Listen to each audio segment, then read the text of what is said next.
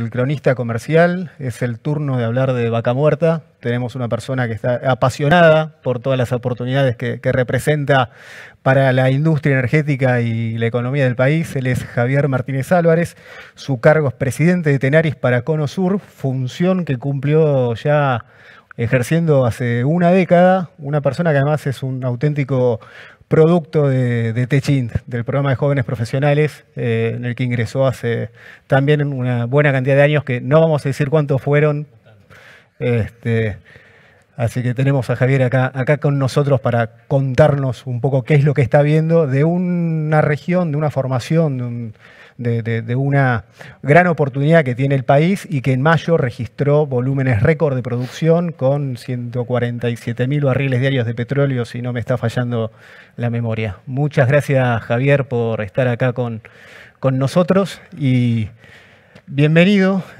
Arrancamos este panel charlando un poco de Vaca Muerta y también en ese contexto qué oportunidades puede aprovechar y capitalizar Tenaris desde su rol de proveedor para el sector y particularmente con toda la readaptación que hubo que hacer por la pandemia para una empresa siderúrgica de esa magnitud. Bueno, Juan, muchísimas gracias por la invitación. Y bueno, te diré que acabamos de pasar un año complicadísimo, ¿no? El 2020 fue seguramente el peor año de la compañía.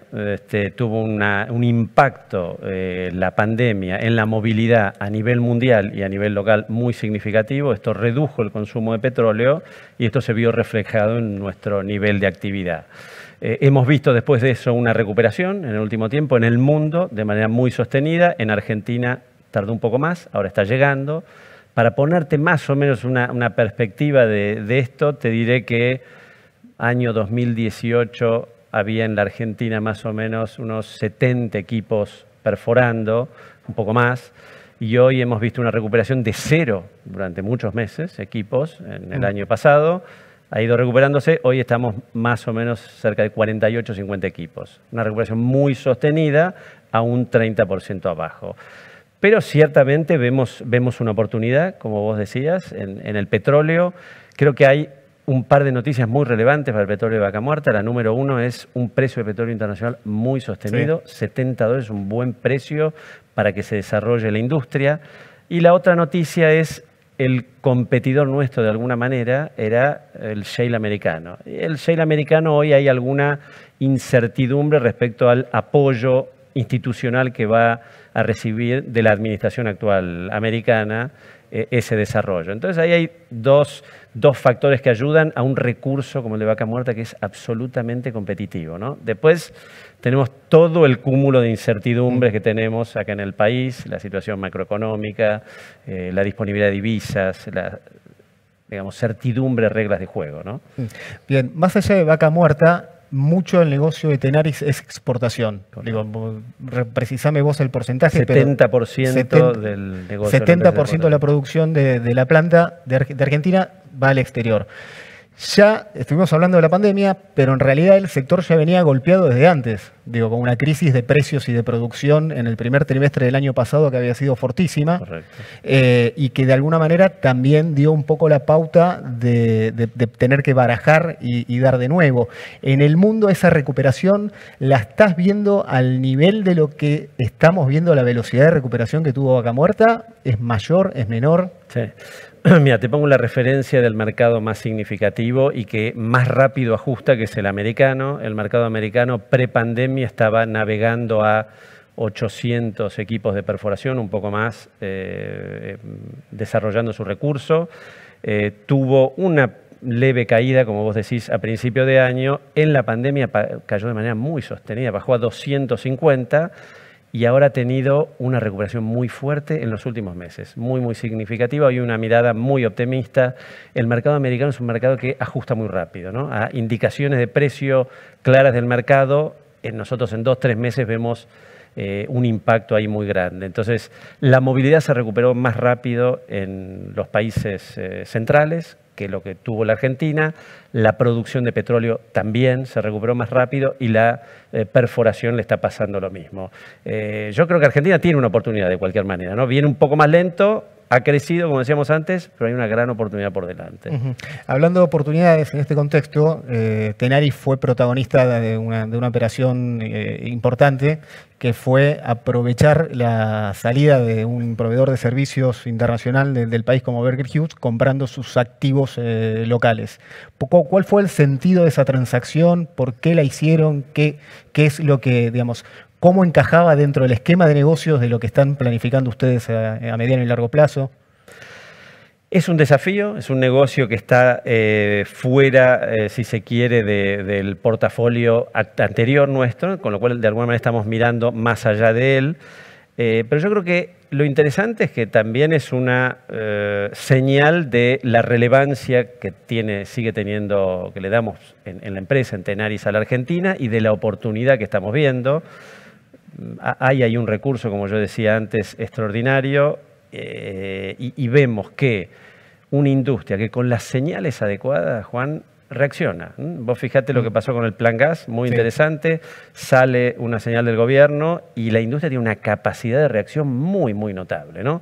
Para arriba y para abajo, ¿no? Esta es la novedad. Entonces, a señales malas, ajusta muy rápidamente, a señales buenas, ajusta y provee, en este caso el recurso de gas, de manera muy efectiva. Entonces, nosotros estamos viendo esta capacidad que tiene la industria. La industria petrolera es una industria con una tradición enorme. Yo creo que muchas veces esto se pierde de vista. Una empresa como Tenaris, que creo que vos tuviste oportunidad de visitarla allá en Campana, es muy fuerte, es una industria, yo siempre digo, es el mayor exportador neto industrial de la República Argentina. No he logrado que nadie me lo discuta por el momento. Importa muy poco y exporta mucho valor agregado. Y fue creada en época cuando se empezó el desarrollo petrolero y gasífero argentino. Como Siderca, como Tenaris, hay un cúmulo de pequeñas y medianas empresas. Entonces siempre tenemos que ver a la industria petrolera como una industria con una capacidad de desarrollo, de empleo y de divisas terriblemente potente para el país. Y en términos de lo que es la operación y la planificación de la compañía, desde todo, desde procesos de producción, entrega, definiciones de producto, el shale, ¿qué tipo de desafíos implica para Tenaris? El shale es muy interesante porque ha cambiado mucho de la lógica del negocio petrolero. Lo voy a tratar de ejemplificar con un caso. La típica perforación, una de las que había era una perforación en aguas profundas, que eran inversiones de miles de millones de dólares, que llevaban 3, 4 años para ejecutarse y para poner en producción, y una vez que se hacía esa inversión cuantiosísima, salía un montón de petróleo, de gas, durante mucho tiempo. El shale es totalmente distinto. En lugar de miles de millones de dólares, son inversiones todos los días que tienen que decir los petroleros de 5, 10 millones de dólares. Produce un poco y cae muy rápido la producción. Esto le ha dado una elasticidad a la oferta y a la demanda muy, muy significativa, y nos ha cambiado un poco la naturaleza del negocio también, porque antes el foco estaba muy puesto en el producto, hoy hay una componente de servicio igual o más importante. Te diré que, como dato al costado, hay una inflación de costos en el rubro servicios, en los costos de logística, de los insumos de materias primas básicas, ¿no? Estamos hablando de granos, petróleo, ferroaleaciones, minerales. Quizás estemos en presencia de un ciclo que tiene un impacto en la industria muy significativo. Yo creo que también es positivo para la Argentina porque muchos de sus productos están incluidos, ¿no? En este Hace ciclo. poco hablaba con un empresario del rubro autopartista y él además me marcaba los problemas que está habiendo con escasez de insumo básico, que es el acero. ¿Ustedes están enfrentando algún tipo de problemas con la provisión de insumos para...? Mira, absolutamente. Está habiendo escasez. Creo que habrán leído algunos, por ejemplo, plantas en Estados Unidos que han tenido que parar su producción porque faltaban chips para completar el armado de sus autos. Este fue un ejemplo muy visible, pero como él, hay muchísimos casos que estamos viendo en el mundo y a nosotros nos está impactando de dificultad de abastecernos de esos insumos y con una suba de precios, de costos muy significativa, con lo cual hoy está mucho nuestro foco sí direccionado ahí. Y en términos de los desafíos operativos y de negocio, ¿cómo juega lo que es la llegada de la industria 4.0?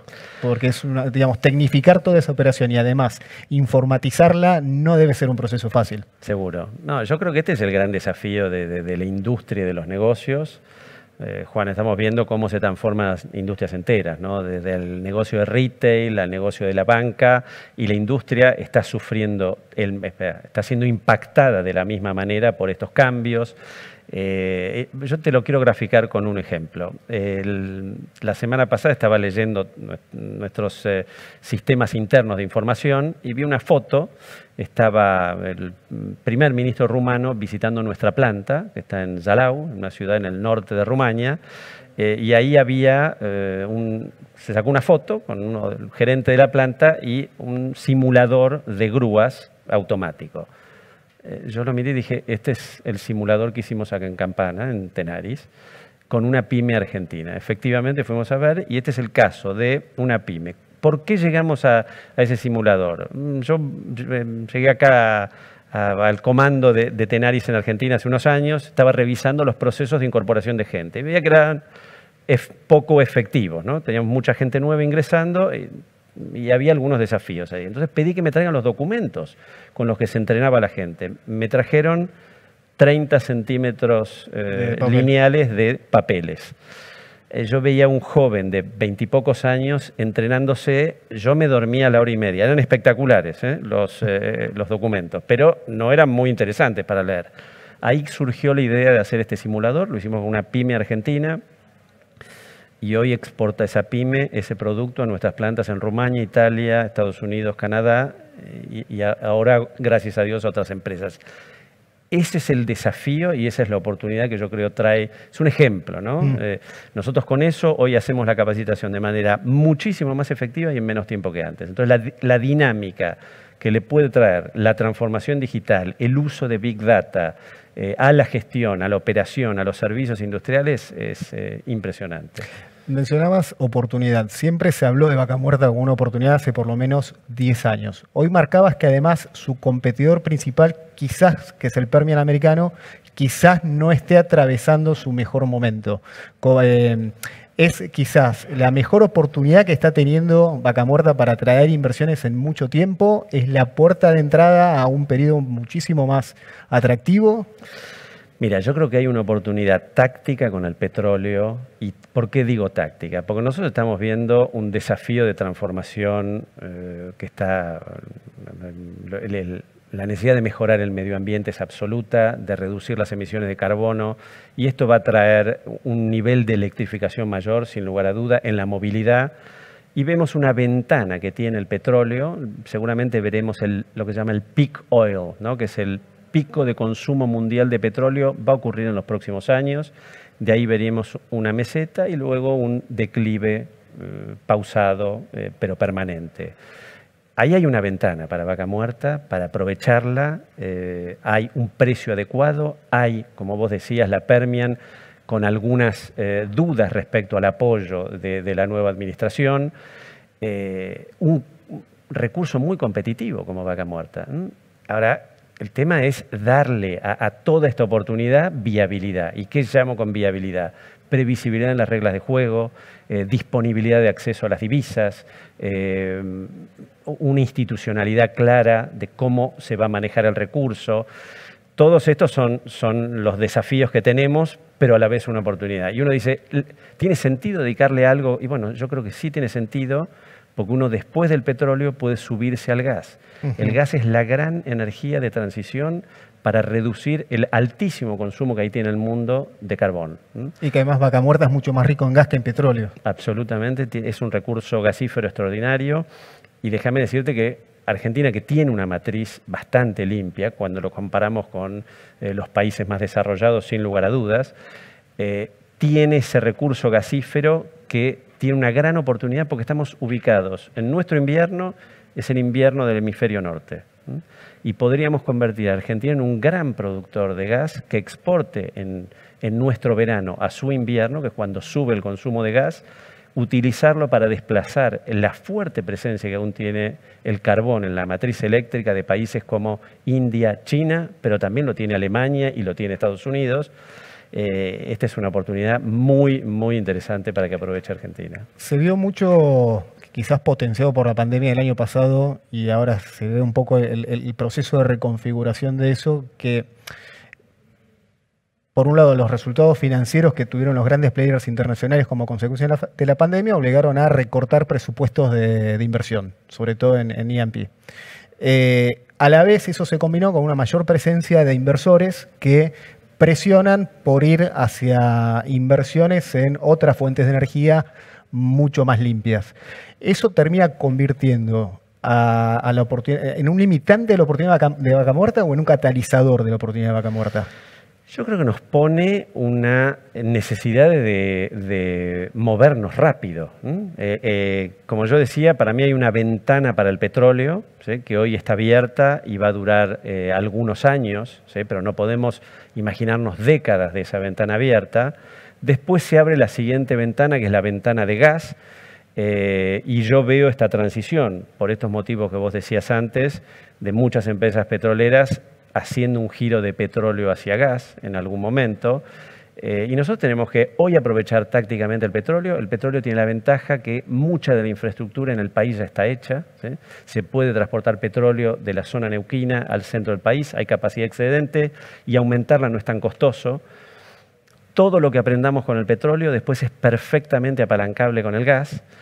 El gas sí va a necesitar, vos sabés, Juan, inversiones enormes en infraestructura, ¿no? Hay que hacer un gasoducto que se pueda traer ese gas de Neuquén hacia la costa del país, hay que hacer plantas de licuefacción, acá estamos hablando de inversiones de 4.000, 5.000, 6.000 millones de dólares, que esos necesitan otro nivel de previsibilidad de la macroeconomía y de las reglas de juego, ¿no? Pero acá hay un timing. Contestando tu pregunta, hay una ventana, hay una oportunidad con el petróleo, apalancarla después con el gas, que también tiene una ventana de recorrido. Ahí estamos hablando ya de un periodo de 20 años más, ¿no? Y yo creo que estos cambios, sí, lo que nos indica es que tenemos que acelerarlo, ¿no? Porque si no, vamos a perder esta oportunidad.